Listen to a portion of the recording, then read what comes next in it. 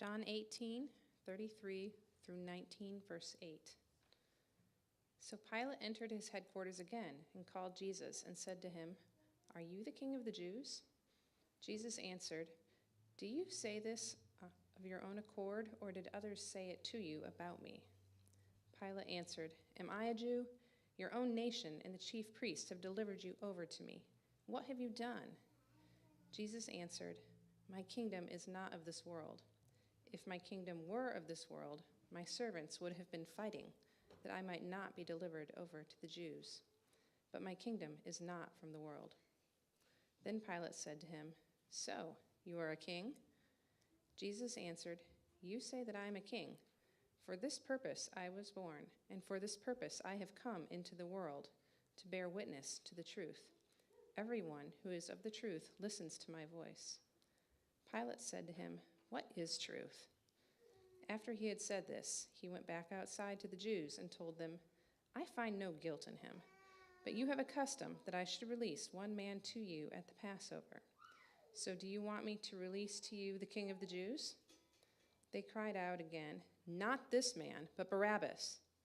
Now Barabbas was a robber. Then Pilate took Jesus and flogged him. And the soldiers twisted together a crown of thorns and put it on his head and arrayed him in a purple robe.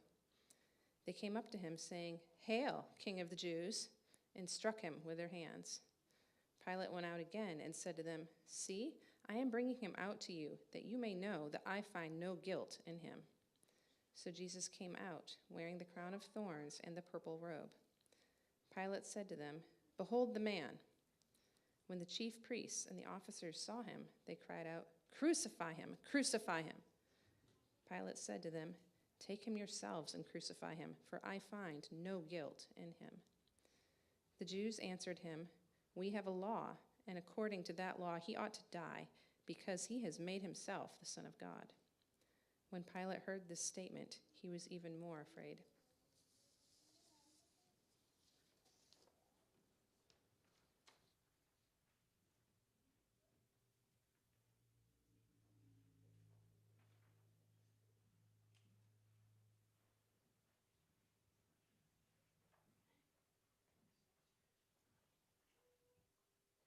John 19, 9-24.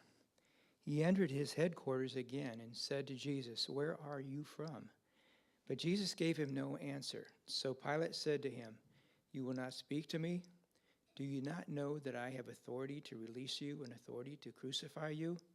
Jesus answered him, "You would have no authority over me at all unless it had been given you from above. Therefore, he who delivered me over to you has the greater sin." From then on, Pilate sought to release him. But the Jews cried out, "If you release this man, you are not Caesar's friend. Everyone who makes himself a king opposes Caesar." So when Pilate heard these words, he brought Jesus out and sat down on the judgment seat at a place called the Stone Pavement, and in Aramaic, Gabbatha. Now it was the day of preparation of the Passover. It was about the 6th hour. He said to the Jews, "Behold your king." They cried out, away with him, crucify him." Pilate said to them, "Shall I crucify your king?" The chief priests answered, "We have no king but Caesar." So he delivered him over to them to be crucified. So they took Jesus, and he went out, bearing his own cross, to the place called the place of a skull, which in Aramaic is called Golgotha. There they crucified him, and with two others, one on either side, and Jesus between them. Pilate also wrote an inscription and put it on the cross. It read, "Jesus of Nazareth, the King of the Jews." Many of the Jews read this inscription, for the place where Jesus was crucified was near the city, and it was written in Aramaic, in Latin, and in Greek. So the chief priests of the Jews said to Pilate, "Do not write the King of the Jews, but rather, this man said, 'I am the King of the Jews.'" Pilate answered, "What I have written, I have written." When the soldiers had crucified Jesus, they took his garments and divided them into 4 parts, one part for each soldier, also his tunic. But the tunic was seamless, woven in one piece from top to bottom.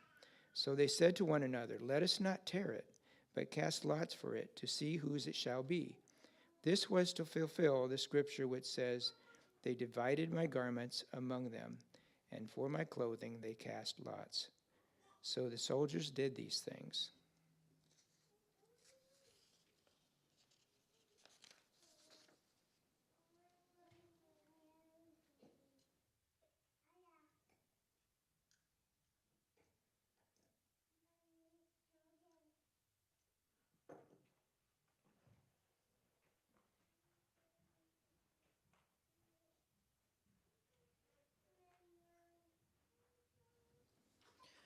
John 19:25 through 42. But standing by the cross of Jesus were his mother and his mother's sister, Mary, the wife of Clopas, and Mary Magdalene. When Jesus saw his mother and the disciple whom he loved standing nearby, he said to his mother, "Woman, behold your son." Then he said to the disciple, "Behold your mother." And from that hour the disciple took her to his own home. After this, Jesus, knowing that all was now finished, said, to fulfill the scripture, "I thirst."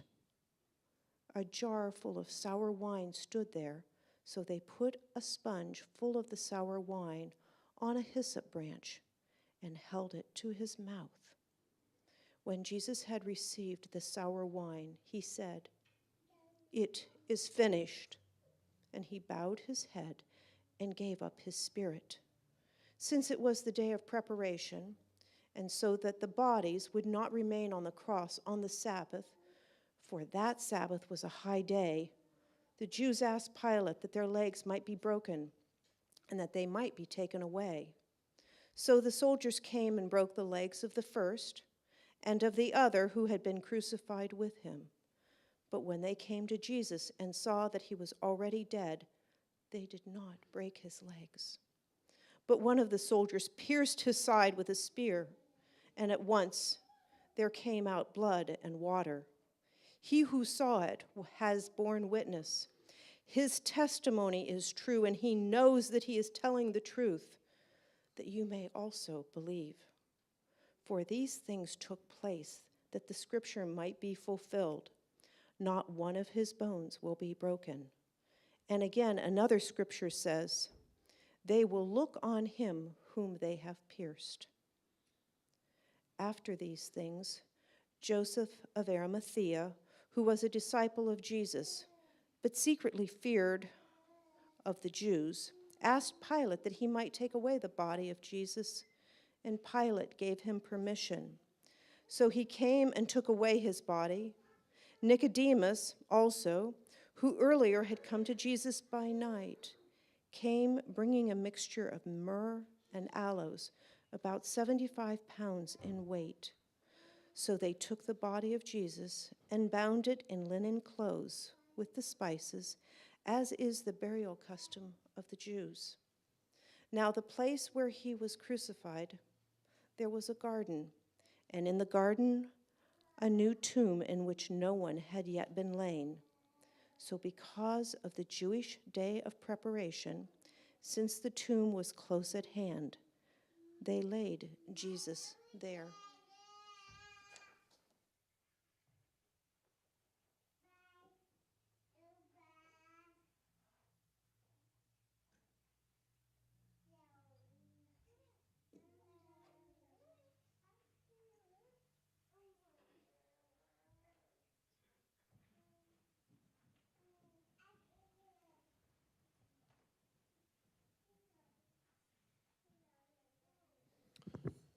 Psalm chapter 22, verses 1 through 20. My God, why have you forsaken me? Why are you so far from saving me from my words of my groaning? Oh my God, I cry by night, but you do not answer, and by night, but I find no rest. Yet you are holy, enthroned on the praises of Israel. And you our fathers trusted. They trusted and you delivered them. To you they cried and were rescued. In you they trusted and were not put to shame. But I am a worm and not a man, scorned by mankind and despised by the people. All who see me mock me. They make mouths at me. They wag their heads. He trusts in the Lord. Let him deliver him. Let him rescue him, for he delights in him. Yet you are he who took me from the womb. You made me trust you at my mother's breasts.